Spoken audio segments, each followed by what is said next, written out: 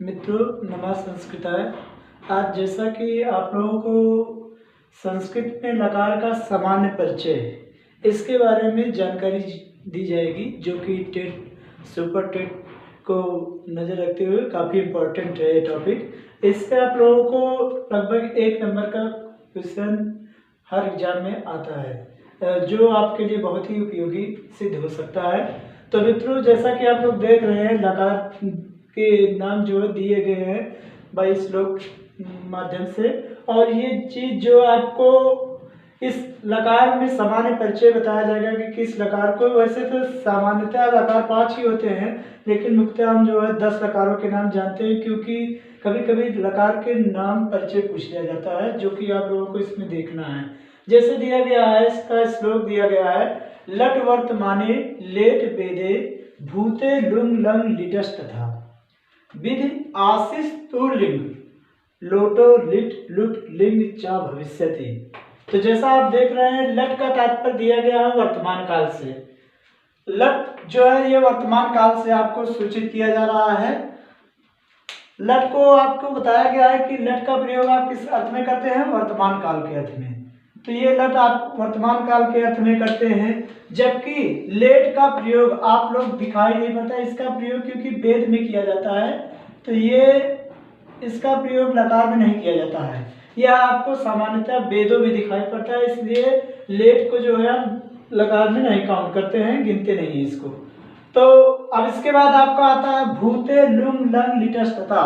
तो यहाँ पर इसके जो है समानता आपको अर्थ दिए गए हैं, तो इसके बारे में हम लोग देखते हैं। जैसे सबसे पहले हम लिट और यहाँ लुंग लंग लिटस्तता दिया गया। सबसे पहले आप देखेंगे लिट के बारे में। लिट को हम क्या कहते हैं? भूते, भूत के अर्थ में, लेकिन ये क्या है? इसको हम परोक्ष भूत इसके संदर्भ में देखते हैं। यहाँ इसका तात्पर्य होता है परोक्ष भूत। फिर उसके बाद आता है लुंग और ये लंग। लुंग और लंग, इसमें लंग के बारे में हम देखते हैं। तो इसका ग्राफ ऐसे बनाया जाएगा और इसको ऐसे लिखेंगे, और यहाँ पर आप देखेंगे कि लंग का तात्पर्य क्या होता है। लंग का मतलब होता है यहाँ अनद्यतन भूत। क्या होता है?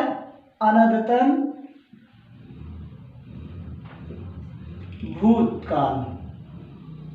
यहाँ पर आप देखेंगे इसका समानता अर्थ होता है अनद्यतन भूतकाल। बचा आपका लुंग लकार। अब यहाँ इसको हम किस अर्थ में लेते हैं? ये अद्यतन भूत हो जाएगा आपका। इसको किस अर्थ में गिनेंगे? अद्यतन भूतकाल। तो आपसे इसका सामान्य परिचय पूछेगा कि लिट का सामान्य अर्थ क्या होता है? तो परोक्ष भूत। लंग का तात्पर्य क्या होता है? अनद्यतन भूत। और लुंग का तात्पर्य क्या होता है? अद्यतन भूत। इसी क्रम में हम आते हैं विधि आशीष तु लिंगो। विधि का प्रयोग जो होता है, और आशीष, आशीष का मतलब होता है आशीर्वाद अर्थ में। तो यानी ये जो विधिलिंग है, इसका प्रयोग आप सामान्यतः चाहिए के प्रयोग में करते हैं। किसके प्रयोग में मित्रों? चाहिए के प्रयोग में। इसका प्रयोग आप चाहिए के प्रयोग में करेंगे। तो यहाँ पर आपसे पूछा जाएगा पेपर में कि विधि का तात्पर्य है किस अर्थ में है, तो हम इसका क्या बताते हैं मित्रों? इसका तात्पर्य होता है चाहिए के प्रयोग में। इसी तरह से यहाँ पर आशीष दिया गया है, तो आशीष हम किस अर्थ में लेंगे? आशीर्वाद अर्थ में। किस अर्थ में मित्रों? आशीर्वाद। तो इसका हम प्रयोग आशीर्वाद अर्थ में करते हैं।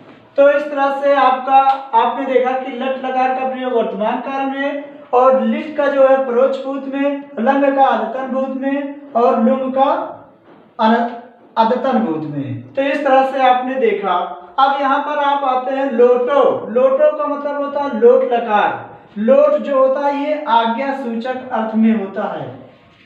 तो इसका किस अर्थ में होता है? आज्ञा सूचक।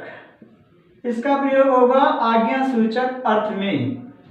तो इस तरह से आपको सामान्यतः इसका हिंदी में जो नाम है वो आपको मालूम हो जा रहा है, क्योंकि कभी कभी ये अक्सर प्राय एग्जामों में इससे पूछे जाते हैं। उसके बाद देखिए लिट लुट लिंग चा भविष्यति। अब भविष्य काल के संदर्भ में इसमें आपको बताया गया है कि इसका प्रयोग कहाँ पर होता है। लिट लकार का प्रयोग सबसे पहले हम देखेंगे। लिट लकार का प्रयोग, लिट लकार का प्रयोग सामान्य भविष्य अर्थ में होता है। किसमें होता है मित्रों? सामान्य भविष्य। तो लिट लकार का प्रयोग सामान्य भविष्य काल के लिए होता है। उसके बाद आता है मित्रों लुट लकार। लुट लकार का प्रयोग होता है अनद्यतन भविष्य। किसमें मित्रों? अनद्यतन।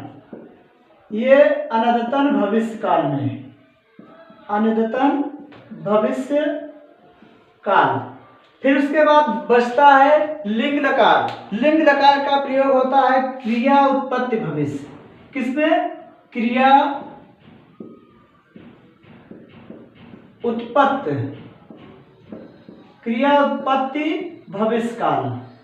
ये मित्रों इस तरह से इसके जो है सामान्यतः परिचय हो गए। तो आप देखेंगे कि यहाँ पर कितने लकार हुए। अब इस तरह से क्रमशः 10 लकारों के सामान्यतः आपको परिचय याद हो गए हैं। इसी तरह से हम आपको नेक्स्ट क्लास में सामान्यतः क्रमशः एक एक लकारों का परिचय और ट्रिक से आपको बताएंगे कौन से लकार में कहाँ पर उपसर्ग होता है, कहाँ पर आपका जो विसर्ग दिखाई पड़ेगा, कहाँ पर हलंत रहेगा। ये सामान्यतः गलतियां हो जाती हैं आप लोगों से। तो इस तरह से हम आपको लट लकार फिर उसके बाद क्रमशः एक एक लकारों का परिचय आपको देते हैं। मित्रों धन्यवाद। पुनः आपको फिर से मिलते हैं।